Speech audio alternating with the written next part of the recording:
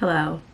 So this is a super late video. I got back from Kenya probably beginning of January and it's currently mid-March.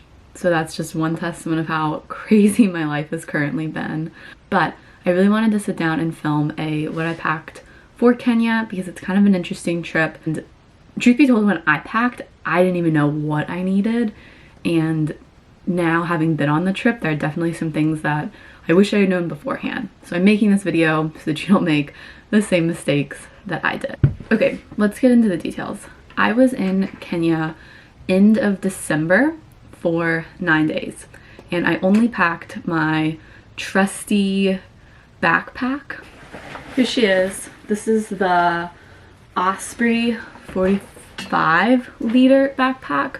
And I chose this backpack last summer with the intention of bringing it on a bunch of different adventures. And I wanted two things. I wanted a really high quality backpack that I knew was going to last me a long time. And I wanted something that was a carry-on. And this backpack I think is at like the very top end of being a carry-on. But it's absolutely great. I was able to take it everywhere with me. The Kenya trip that I went on, we never stayed at one hotel longer than 2 days. So I knew that we were going to be in and out of Jeeps, in and out of vehicles, traveling a lot. And I didn't want a suitcase because I knew that that would slow me down. The other thing is that my Kenya trip, I had an itinerary beforehand. I knew that we were going to be doing a lot of safari rides. So I didn't necessarily want to bring a ton of nice clothes. So you'll see when I show you my packing list that I didn't really bring a ton of dress or skirts or anything like that. My biggest recommendation in terms of what clothes to bring is to think about what you don't mind getting dirty, what is comfortable, and what you think you're going to be able to move around in the best. Because when you're in the safari vehicle, there is a lot of standing up and then sitting down, and there's also a lot of bumpy driving. You're in the car for a really long time. This is so funny, but when I was doing research about what to pack for my safari trip, I saw a bunch of things about how you need to not wear super bright colors because it attracts the animals. So I tried to just have really, really neutral clothing items. And then I got there and I asked the guides about it, and it literally does not matter at all because you're in this giant car. Like, the animals already know you're there. So if you want the safari aesthetic, maybe go for neutrals, but in terms of like bothering the animals, it actually doesn't matter at all. Okay, so now getting into what I brought. I'm gonna divide this up in a couple different ways. I'm gonna talk about shirts, pants, toiletries, and then miscellaneous items. Something that I did wear a lot was this Princess Polly sweater. I really love it. It's not a super thick material. You can kind of see. I always thought of it as like a sweater that you wear to the beach, but it's off-white in a way that you can't really see a ton of dust on it, and it was perfect as a lightweight option that still felt super breathable and airy. I also wore this on the safari with leggings, and I wore it to the nicer dinners that we had. I got away with wearing this and linen pants.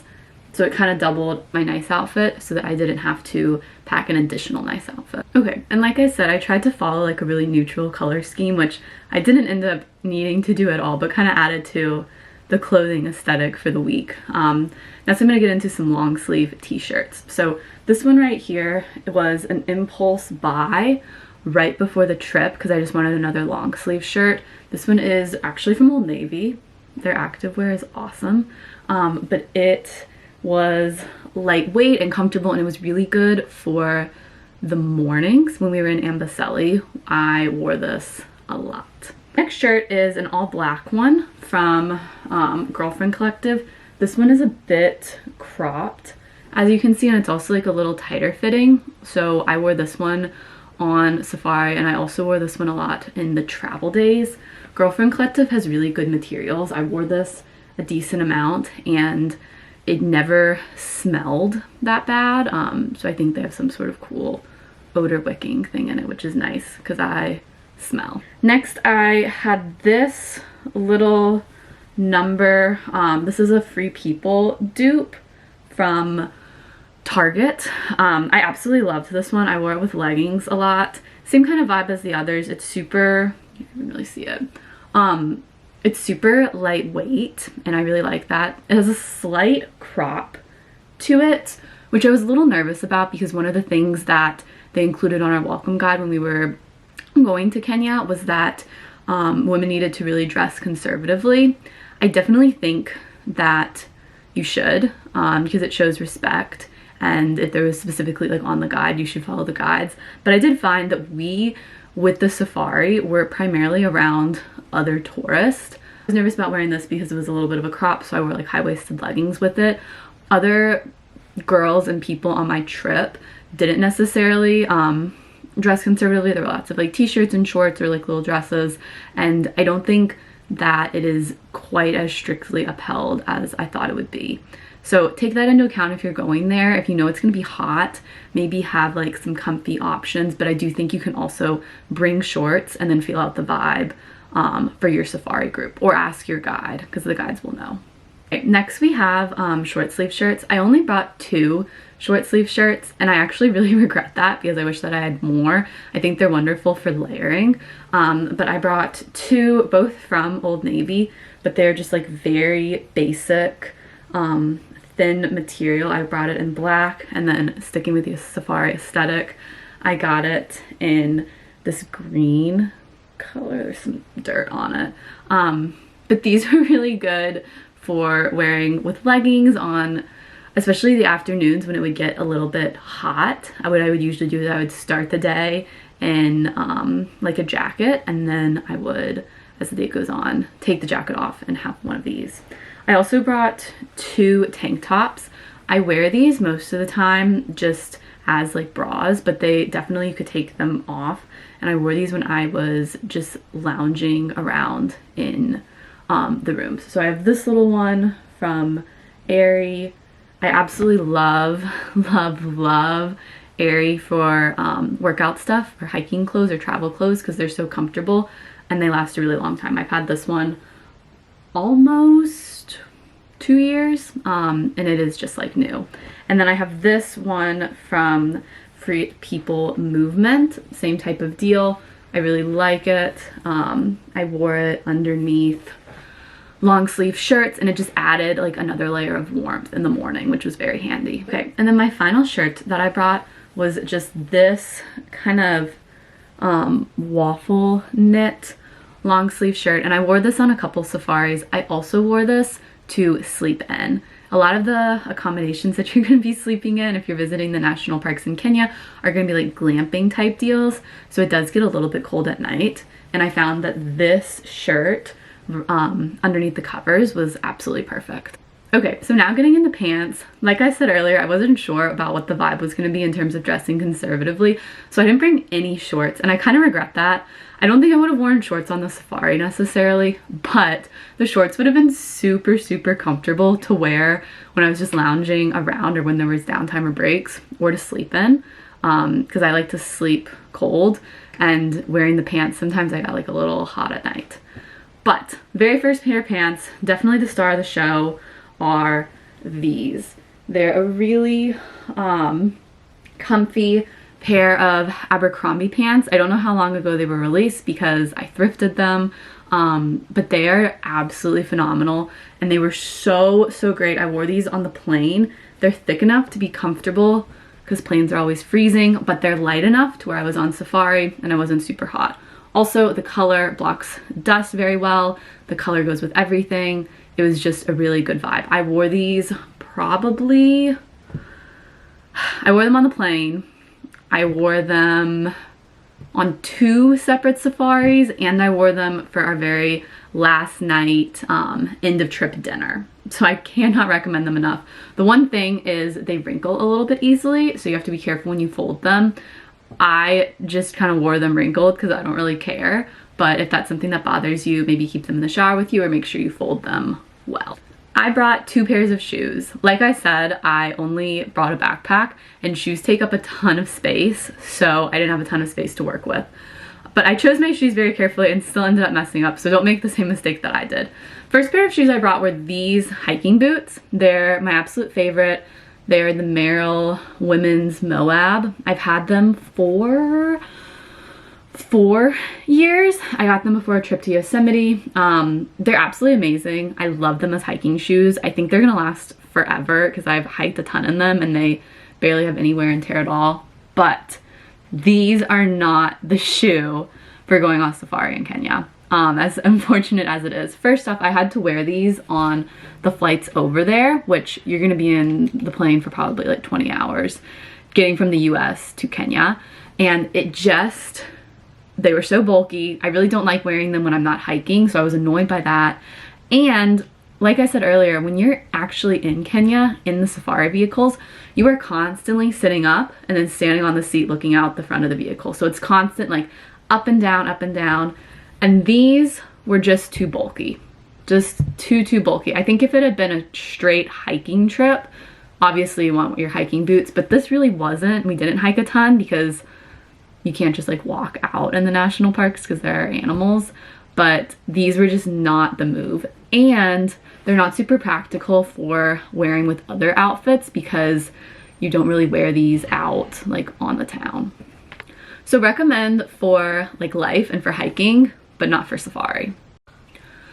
What I did end up wearing every single day was my Air Force Ones. These are pretty beat up. They were already pretty beat up before the trip even started because I wear them to work, but these were so amazing. They go with everything. They didn't get epically dirty from all the dust, which is a plus, and they're very small and compact, so they were easy to stand up and down with on the car. I wish I had brought another sneaker with this vibe instead of the hiking shoes, or I wish that I had brought maybe more like running shoes, like sneaker tennis shoes instead of the hiking boots. But I really recommend a shoe like this. As far as toiletries goes, I stored everything in this. It's a Bag Smart toiletry pack. It's very handy. I got it from Amazon. And basically what it does is you have all these different compartments and then it spreads out like this, so you can hang it very easily in your bathroom drawer. And it's nice because all of your toiletries are just compiled right in here. As far as toiletries, I would recommend bringing all of your usual stuff. I would definitely recommend bringing hand sanitizer. Just a good life hack in general to always have some on you, but I found that your hands get really dirty after safari just because there's dust flying everywhere and you're in these cars all day. Hand sanitizer was very nice. I also really recommend sunscreen. Obviously, make sure you wear your sunscreen. It gets very hot there, and when you're in safari, you're in a vehicle, but it's an open air vehicle, so the sun is still hitting you. You just may be a little bit cooler, and then you all of a sudden have a really bad sunburn. And then the final toiletry item that I would recommend bringing is bug spray. I brought a decent amount of bug spray, and I didn't end up using all of it, but I think it depends on the time of year. And I would rather be safe than sorry, so make sure that you have the bug spray. So for the actual trip, I had a very big Osprey backpack. For going on safari, I had this itty bitty one. I think it is about a 20 liter. I'll have to double check. But this was great. I packed a whole bunch of different things in here for safari, like snacks. I packed my water bottle. I had all of my camera gear in here. I had sunscreen, sunglasses. It was great to have because it is small, but it also holds a lot of stuff. So it was a really good smaller backpack to have when we were actually like out in the car or on a hike. I'm a bag lady, so having those little fanny packs will never work for me. If they work for you, that's awesome, but I really recommend this one. I brought my iPhone. I have an iPhone 13, and I definitely took a decent amount of pictures with that and videos with that. It doesn't have the best zoom quality, so the quality gets a little fuzzier the more you zoom out or the more you zoom in, but it did the job. I also brought my GoPro. You can see there. My GoPro is pretty cool. Also not very good at getting high quality, but my favorite thing with the GoPro was to put it on video and then just like stick it outside of the safari car, and you can really see and feel like you're like in the safari vehicle when you watch back the footage. So I do recommend the GoPro. It's also super small, so it's easy to pack in your luggage. The other thing that I really recommend bringing is binoculars. I think that is a mandatory to be on the list. A lot of binoculars are super small, but I recommend getting a really good pair. There are a lot of animals that the guides will be able to see that you just like can't see. They're very skilled at finding them. The animals are oftentimes super far out and you don't want to get super close to them, or there aren't roads to get super close to them. So binoculars will be your best friend. I recommend investing in a good pair. I also recommend bringing a hat. I had a sun hat that I wore almost every day, and it really did a nice job of keeping me cool and keeping my face protected. Other random things that I brought were, I didn't bring this, but I did this as a precaution against malaria, is I got this giant mosquito spray. And what you do, this looks pretty intense, it wasn't, I promise, but what you do is you spray it all on your clothes before you pack it, and then after you let it sit for a little bit, theoretically your clothes are like mosquito proof for a couple months, which I don't know how well this worked. Actually, I wanted to show it though. We didn't really have any encounters with mosquitoes. I think it was because of the time of year that we were there. Very little interactions. Didn't really see any. Well, they weren't a huge issue, but I know that they are in that part of the world, so take whatever precautions you think are necessary and needed. This is one precaution that I took. Another was wearing longer sleeves, and the final one was using bug spray there. I also brought my laptop and a book and a journal, and I really recommend bringing all of those. Safari is long, but there is still some downtime, and when you have that downtime, it's quiet reflection time in the most beautiful spaces probably in the world, and I really recommend bringing those if they can fit in your suitcase, and just taking some time in the middle of the craziness to actually reflect and be like, whoa, I'm on an African safari. What is life right now? So those are my packing recommendations. Honestly, it's such a cool trip. Even if you pack a little bit wrong for it, there's lots of shops in Nairobi because it's a big city. You can go get what you need. But I really recommend being intentional with your clothing items. You probably need less outfits than you think you do. I think re-wearing things is okay. And I think that on safari, it's not really about your outfit, it's way more about the animals. So just wear whatever you feel comfortable and confident in, and the rest will just happen for itself. But thank you so much for watching. I'm trying to get into a better habit with YouTube and making more videos because it really does bring me so much joy, and it's fun to document this moment in my life. But the Kenya trip is over. It's been over for a couple months. I have some more trips on the horizon, but I also just have a lot of day-to-day stuff that's happening that is pretty adventurous, and I should start to document more too. So basically what I'm saying is thank you if you stuck around this far in the video. I hope you have a great week, and I hope you do something adventurous. Bye.